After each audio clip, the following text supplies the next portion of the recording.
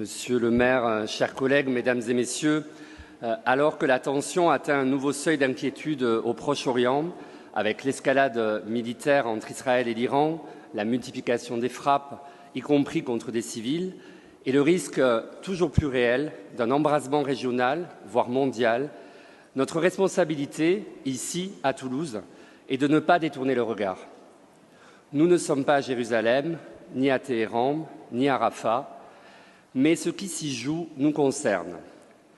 Car dans un monde traversé par la guerre, l'injustice, les reculs démocratiques, nous avons le devoir de rester lucides, engagés et fidèles à nos valeurs humanistes, celles-là même qui ont façonné l'histoire de la Ville Rose, terre d'asile des républicains espagnols comme de nombreux exilés. Depuis 18 mois, un drame humanitaire d'une ampleur inédite ravage Gaza. Oui, nous avons condamné sans réserve l'attaque terroriste du 7 octobre 2023. Rien n'excuse le terrorisme. Mais rien ne justifie non plus une riposte aveugle qui écrase toute une population. 55 000 morts, l'équivalent d'une ville comme Castres rayée de la carte, dont 15 000 enfants, 125 000 blessés et 2 millions d'êtres humains affamés. Toulouse, ville solidaire, ville debout, ne peut rester silencieuse. Nous devons, en notre nom, exiger un cessez-le-feu immédiat et permanent, la libération inconditionnelle de tous les otages, l'ouverture totale de l'aide humanitaire, la reconnaissance de l'État de Palestine aux côtés d'Israël, seule voie crédible vers la paix. Nous proposons aussi de renouveler et renforcer l'accord-cadre de coopération entre Toulouse et Ramallah pour soutenir des actions de santé, d'éducation. Le 9 juin, nous avons soutenu la flottille de la Liberté arrêtée illégalement en mer. Nous demandions que Toulouse condamne cette interception, exige la libération des 12 marins détenus, ce qui a été fait à ce jour, et fasse pression pour un embargo français sur les ventes d'armes. Monsieur le maire, nous avons condamné sans réserve les menaces de mort qui vous ont visé à cette occasion. Mais nous avons aussi déploré l'amalgame que vous avez commis en accusant certains partis, dont les écologistes. C'est irresponsable, cela alimente la haine, nous le refusons. Toulouse vaut mieux que cela, notre débat démocratique aussi. Les révélations de Médiacité relatives à la campagne municipale de 2020 sont graves. Des agents municipaux auraient travaillé sur leur temps de travail pour votre campagne, des salles publiques auraient accueilli des réunions partisanes, des fichiers internes auraient été utilisés à des fins électorales. Si cela est confirmé, il s'agirait d'un détournement de fonds publics et d'une violation du code électoral.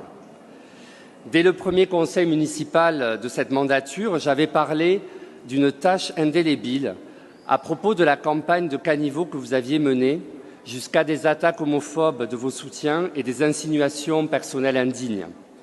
Vous m'aviez alors répondu que j'étais, je vous cite, un mauvais perdant.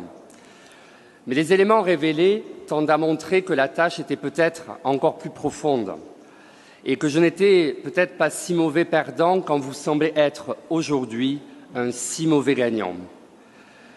Sans transparence, la politique perd son sens. Sans confiance, la démocratie se fissure.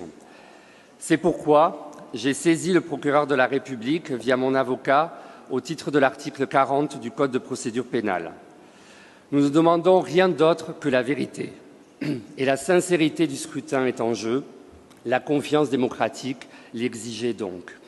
Nous resterons vigilants. Le 8 juin, 15 000 fidèles participaient à une messe géante au Parc des Expositions, le Mythe, et le vicaire général a publiquement remercié à cette occasion la collectivité et vous, monsieur le maire, pour la gratuité du site. Je vous remercie tout d'abord de bien vouloir confirmer ces faits. Nous réaffirmons, au nom de notre groupe, notre attachement profond à la laïcité. La laïcité protège toutes les convictions, elle n'en finance aucune. La mise à disposition d'équipements publics à des fins cultuelles ne saurait être gratuite.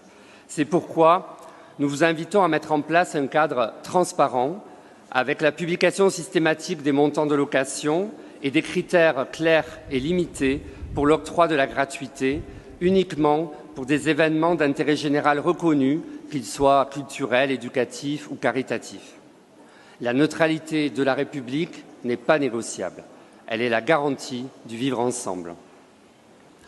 Aujourd'hui, au Conseil municipal, vous allez présenter le compte administratif 2024 et le budget supplémentaire pour 2025.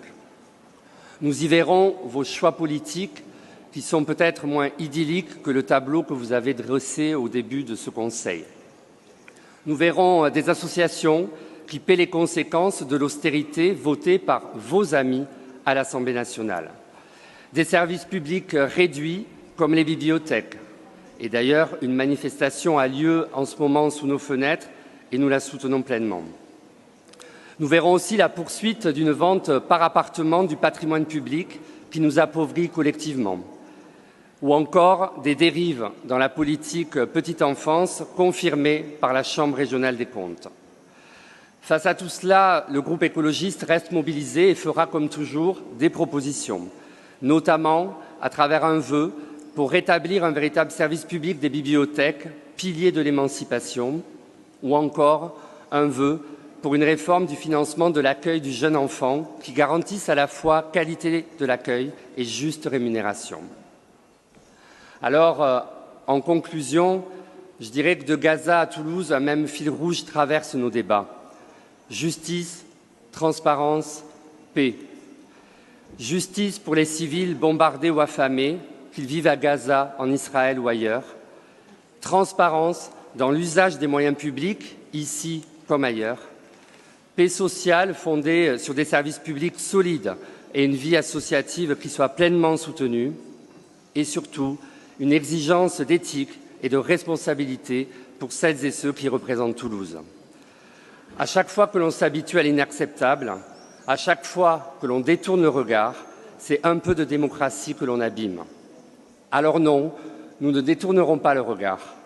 Nous ne céderons ni à la résignation, ni aux intimidations, ni à la banalisation de l'injustice. Nous continuerons à alerter, à proposer, à construire.